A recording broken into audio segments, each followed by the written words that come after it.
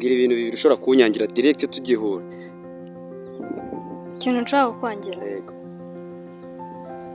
Ikintu cya mbere ni amaherena. Nyuma yo kukubona nyine nkareba amaherena nyine cyo nahita nyikwangira. Ntabwo ukunda umujama wambaye bling. Ntabwo mbifana. Ntabwo bifana. Ya. Ikindi cya kabiri wanyangira. Ubukomo bwinshi ku maboko. Oh gosh. That's crazy my people. Hanyuma ibyo nkundira ni ibihe? Dread. Ukunda dread? Ya. Oh wow. Wani poa cyane. Ikindi kintu cya kabiri waba nkundira? Size. Size urabona yaba ari shape yawe? Ya. Muri make mu yandi magambo njye nawe turabera. Ntabwo ari ibyo. Jimmy basupre wiri kure tuganire. Oya ntabwo nyine. Size? Ya size yawe nyine ni good. Urayikunda. Ikindi cya gatatu?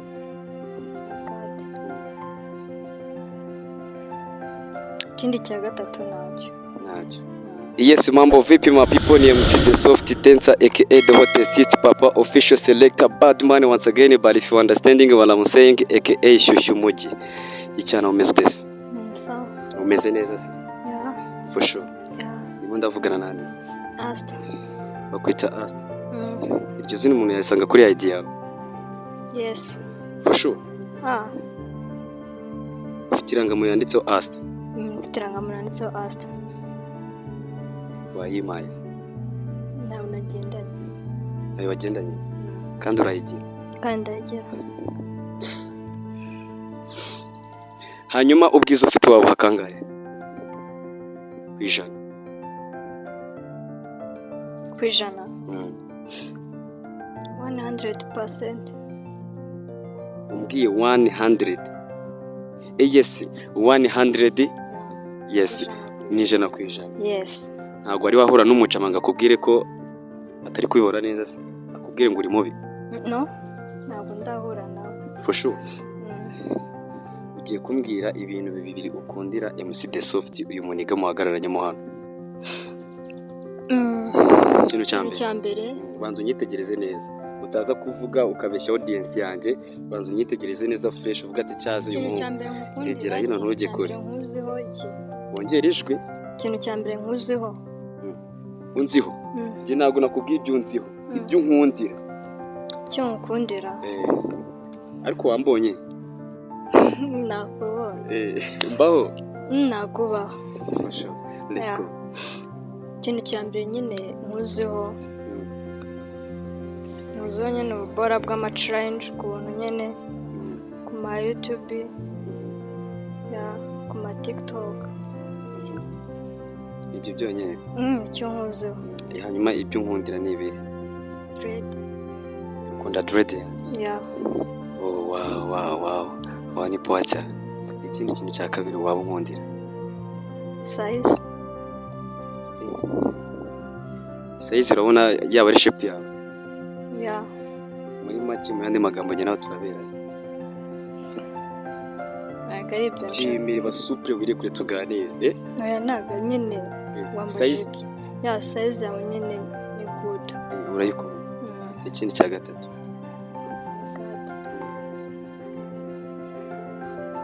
Ikindi cya gatatu ntacyo.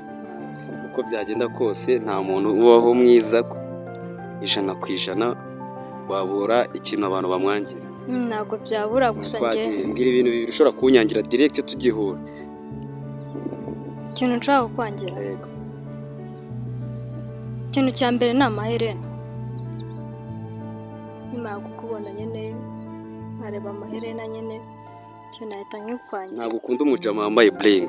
Ntabwo mbifana.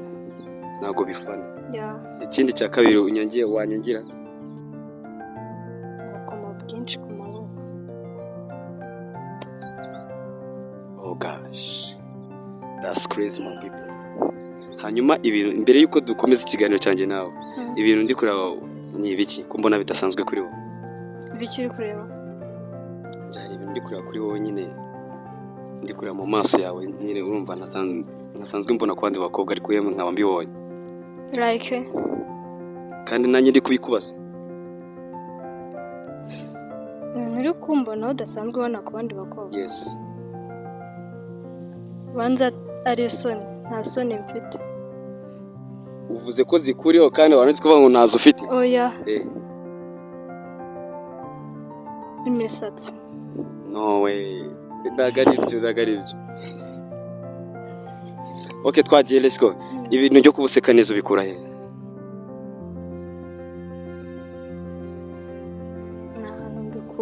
Nta bikura. Basi ongera useke rimwe turebe. Wapi? Ukuntu urakayibamo wese. Okay. Kandi nabikunze ukuntu useka ukuntu urumva ukuntu nyine biraryoshye biri clear. Nawe imagine nyine kuba bakubwira ngo useka nta kintu cyari gisekeje. Hanyuma uheruka kurira ryari? Ni ryari amaso yawe, amaso ya Asta aheruka kurira akazamo amarira then agashoka?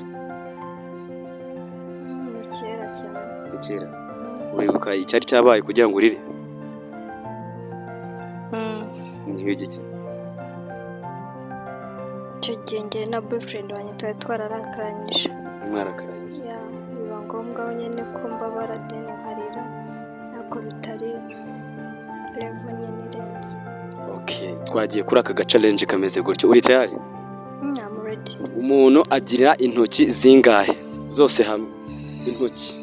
Hari ikiganza, hari n'intoki. Umuntu agira intoki zingahe? Intoki. 10. Amushuwa yuko nidusanga umuntu agira intoki 10 ndaguha 5,000. Okay. Uri tayari twagiye? Yeah. Zana intoki zawe ugire gutya. Hano imbere gutya ugire gutya. Tugiye kubara. Ready? I'm ready. Uri tayari tubare? Nibyuzura 10 5k ndaziguha. Twagiye. Tugiye kubara duhereye inyuma. Ubundi duhereye imbere twahera kuri 1 tukageza ku 10. Niduhera inyuma listen turahera ku 10 tugaruka imbere. Ariko nubundi turaza gusanga nyine intoki ari 10. Ugiye guhera inyuma. Yes, sibyo tugahera imbere. Oya reka duhere inyuma nibyo byiza sibyo? Ariko urabonye byo. Byose si 10 ko ntavuze 11. Reka duhere imbere. No. Reka duhere inyuma twagiye. Gira gutya. Let's go. 10. 10. Zirambure 10. 10. 9. 9.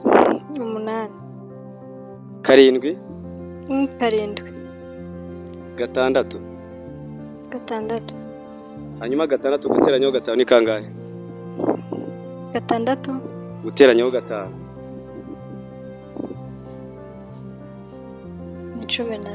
11. Biracyuze 10. No. Nuko bashya cyangwa nago wahiye cyangwa nago urashye? Nge ntabwo nahiye. 5k zanjye urazibuze. No. Situbibaze. Baretse tugahera. Listen. 6 guteranyaho 5 ni kangahe? 11. For sure, let's go. Nta kindi warenza. Kirahari? Yakira. Ufite aba ex bangahe? 3. 3. Abo bose mwakoranye sex? No. Kubera iki? Nabyo. Kubera icyo bita aba ex mutarakoranye sex? Nuko twakundanye dene tugatandukana. Iyo ukundanye n'umuntu mugatandukanya bivuze ko umuntu ari ex. Ubuza abantu mwatandukanye mwakundana ukuntu bangana wabunani beshi icyo gihe baba. Terwa n'ubwo rukundo uri kumbaza urukundo. Wambwiye ko ari aba ex 3. Ex bivuga iki? Ni umuntu nyine mama mwaratandukanye. Gusa. Usenge nawe nituva mu kiganiro turi butandukanye ndabambaye ex. Ndamukundana wambajije. Abantu babaye aba ex nyine. Ni bangahe? Hanyuma se kugira making yuko babona mwakundanye ikimenyetso cya mbere? Uko byagenda kose ntago ex wamwibagirwa. Afite n'ibyo utamwibagirwaho mwakoranye. Ntago byabura ariko ntago. Sex ntago yaburamo. Ntago irimo. For sure. For sure. Aba ni inshuti zisanzwe nta ba ex bari. Sure. Ubwo ex wawe nyine buri wese. Ex w'umuntu ni umuntu wo mwarakundanye na sex ikaba yarabayeho. anyway no abantu twakundanye tugatandukana muri ubu buzima ni benshi. bikiranga ex wawe ni sex ni sex. Niba uzi ko umujama mwatandukanye nta sex ibayeho, uwo ntago ari umu ex. why? uwo ni umushuti yaje mu buzima bwawe, murenjoyinga, murafashanya nawe uramufasha, aragenda. nyine uribeshya, ntabwo ari uko babizi. Hanyuma umuntu bita Asta iyo ahuye n'abajama uri gutimbira muri quartier nyine bisanzwe, ari hasi kuri west zawe ni ku gice cyo hejuru, niho abantu bakunda kukureba cyane kurusha ahandi. kubera iki ariho bareba cyane? umusatsi. Okay, kubera iki batareba hasi? Harabura iki? Impamvu batareba hasi ntabwo mbizi, I don't know, ntabwo mba nzi ibiri muri mind yabo. Gusa kenshi nyine iyo mbarebye usanga barimo barakureba hejuru. Bahera ku mutwe bareba. Byibuze muri abo ex mwatandukanye ni bangahe bakubwiye kuri mwiza cyane mu maso kurusha modern day? Umuntu wambwiye ko ndi mwiza muri abo se muvuge izina? No way, nta kibazo.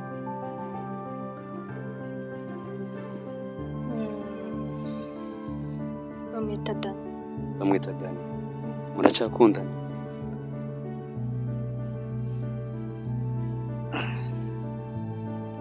Dani, muracyakundana? Yes or not? Yeah. Video azayireba kuri social media ni hanze. Umuntu bita Asta mu kintu kijyanye n'imyidagaduro ukunda iki?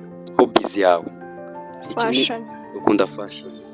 Hanyuma yiri umufashion, nk'umuntu w'umufashion, ntago ngiye kuvuga ngo wenda uba iri kwactinga on stage nyine uri gukora fashion, sibyo?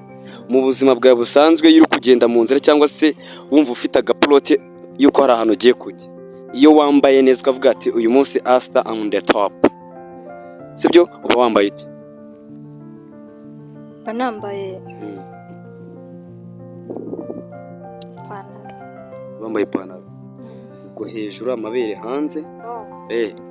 Sorry, twagiye wambaye ipantaro. Mba nambaye ipantaro. Ko waturutse hasi ubwo hasi wambaye ibirenge, twagiye dukomeze. Naho ndahavuga. Kandi wambwiye ko wahereye hasi. Ndi guhera ku bintu nyemba numva nambaye. For sure. Let's go. Ikintu cya mbere ni ipantaro, nkambara crop, nkambara n'inkweto za high zinyeneto ndende, ubundi nkagenda. Ibyo byonyine birabaye. Umufashion utambaye amaherena biba bimeze bite? Ntago amaherena bari ngo. Nta makiyaje? Biterwa nyine n'uzikunda tu. Ntago kuba uri umufashion bigusaba kwambara amaherena cyangwa turi makiyaje. Hanyuma hejuru nuko nguko. Ntago nyine fashion uko njye nyiza, ariko ntago nyine bivuga ko ugomba nyine kugira ibindi bintu hindura nyine mu mutwe cyangwa mu maso cyangwa nyine ibiki. Ni intambuko n'imyambarire. Imyambarire ni intambuko nyine uba uri gutambuka, nizo zikwerekana ko uri umufashion. Oya musenga. Okay. Hanyuma muri comment nimero nzayitange. Ndabizi ubu hari abajama bahita bandavuze ati ko kana mani cyangwa se icyo cyana mu mereze namba yacu ngiye ibintu ninyibarize. Are you ready? Namba nzayitange cyangwa ufite boyfriend byararangiye washyize akadomo? Mfite boyfriend. Namba yawe ntabwo byemeye kuyitanga. Nsaba abahungu bose nuko bakina abakobwa bakundana. For sure. Wabone cyane amajyagara nyina ya Musano muri iki kiganiro kikavuga ati cyaziye Musi umunsi afite umwana wa danje niki. Wama namba yura mu baby nanjye tugahuza. Tanga uburenganzira, namba nzayitanga, ndayifite subizi. Okay. Nzayitanga cyangwa nzayireka? Abari ngombwa. Kuba ari ngombwa? Nge ntabwo nzi. Okay. Ase kujya mu nzamenye umuntu wangombwa ko numva bitanyorohera kurutse uko watumubona. Ukuntu nyene ureba umuntu. Ntabwo nzayitanga kubera yuko ufite boyfriend. Sibyo? Ufite boyfriend. ndayikunda cyane. Hanyuma unywa inzoga njya kukugura akantu se? Nta nzoga. Nta nzoga unywa? Urihombeye. It's okay. Hanyuma kuba uri kumwe na MC The Soft mu kiganiro urumva umeze uti? Gira ukuntu bifeeling uvuga ati cyaze wenda. I'm so happy. Urishimye. Tuzongera dukorana iki kiganiro cyangwa tubirangira ngaha? Tuzongere. For sure. Why I say my people niyo mpamvu twe tubakunda. Yes, iki kiganiro wagisanga kuri channel bita The Soft OG cyangwa se kuri Eastern Hot Vibe. Izo zose ni channel zanjye wasangaho boro nk'ingi ndi kumwe na Asa ariko warumeze neza. Nge mora nimeze neza. Wagezeyo? We out.